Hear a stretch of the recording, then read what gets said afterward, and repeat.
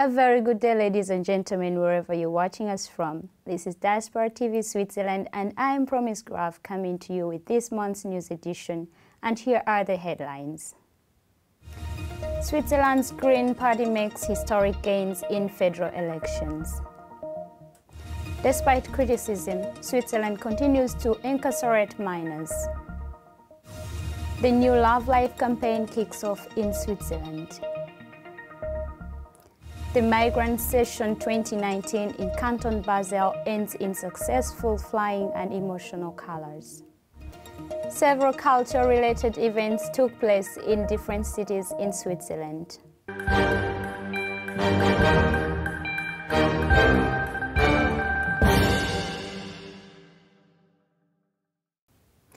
In the just concluded Swiss parliament elections, the Green parties have made historic gains at the expense of those to the right and the left. Final results show that the left-wing Green Party winning 13% of the vote for the House of Representatives, which is their best result ever.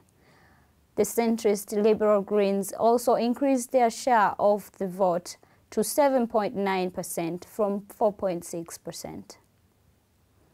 The right-wing People's Party remains the largest group in the House, ahead of the left-wing Social Democrats. The president of the Green Party, Regula Ritz, said, "People want a more environmentally friendly policy, and the result of the vote should also be reflected in the government." The 7-member executive is currently made up of members of the main 4 parties, but not the Greens. Let's have a look at how the Swiss parliament works. Every 4 years, the Swiss elect their members of parliament. The House of Representatives consists of 200 seats divided among the 26 cantons in proportion to their population.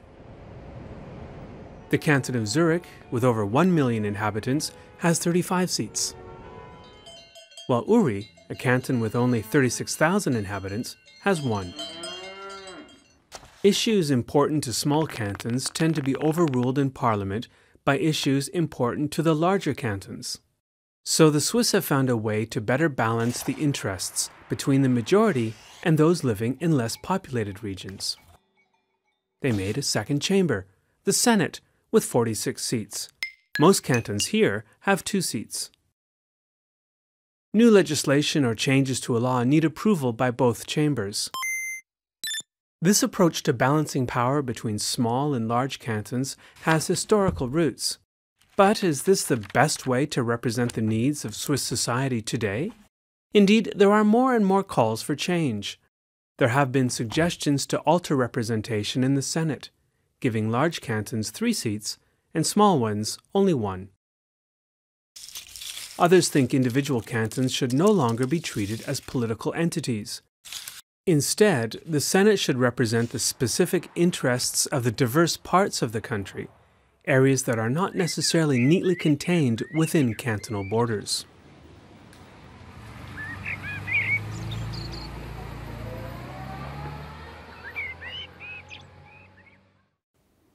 Switzerland is one of 196 countries which has ratified the United Nations Convention on the Rights of the Child, which stipulates that the detention of a minor must only be used as a last resort and for the shortest amount of time possible.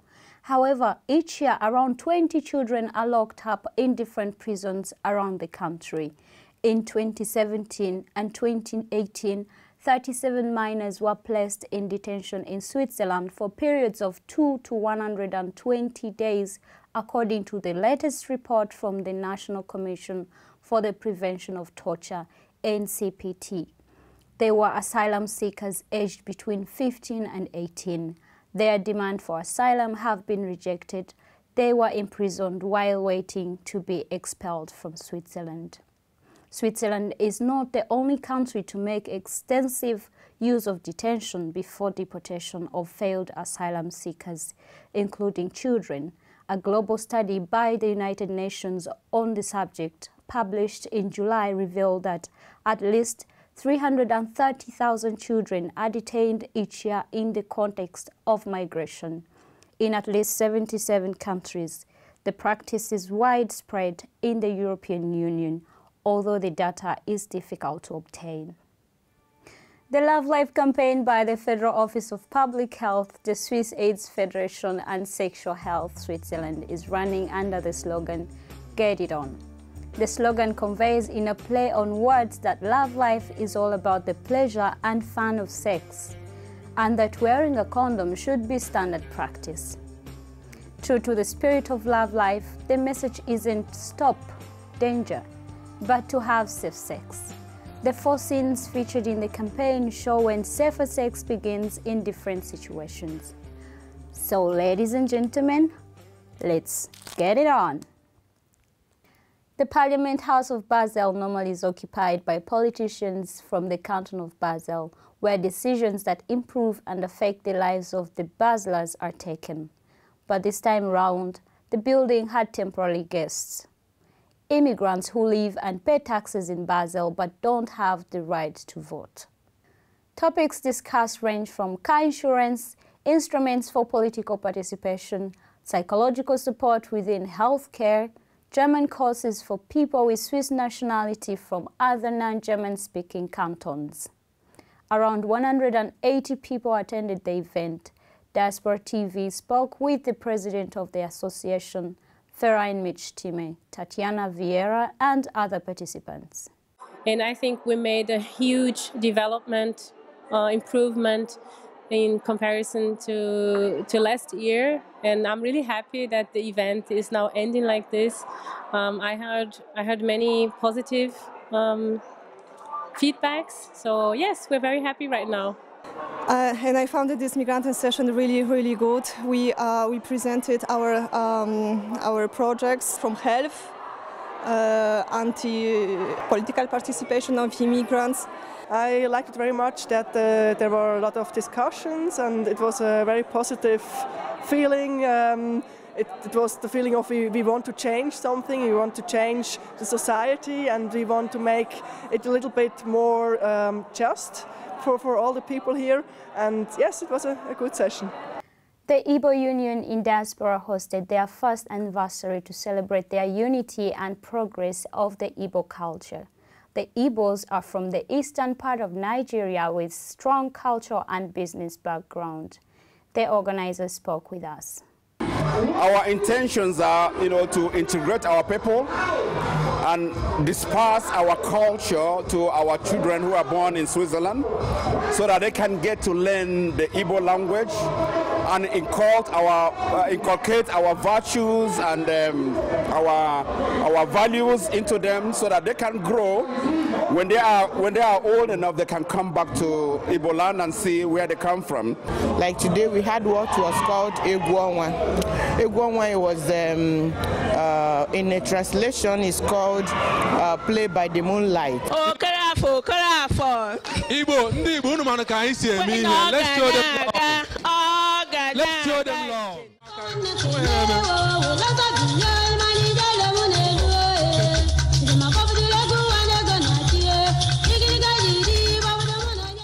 The aim of this union actually is to bring the Igbo people who are living here together and then to encourage peace and to assist one another in every way we can. Switzerland is a country that offers a lot of opportunities. These opportunities range from education, building up of career, up to becoming whatever you want in life, in politics. To integrate with the Swiss government, I think that's the major aim, and to be our brother's keeper.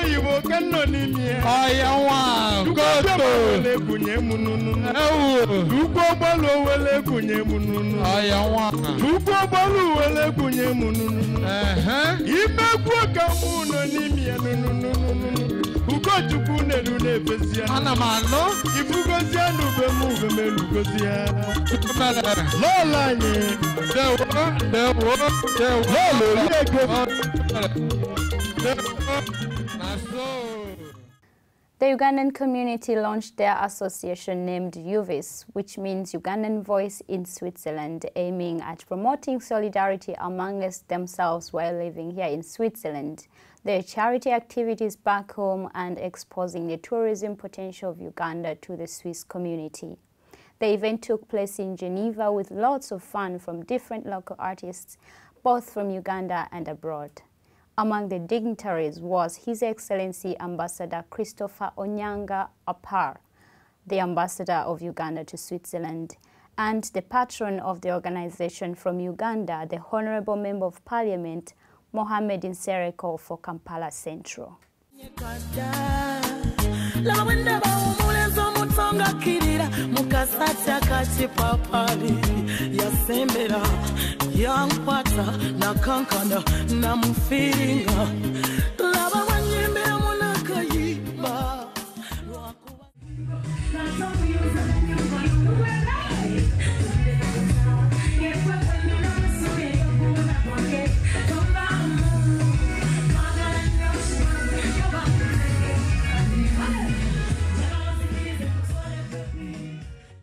Thank you again for staying tuned to Diaspora TV Switzerland. I am Promise Graf. See you next time.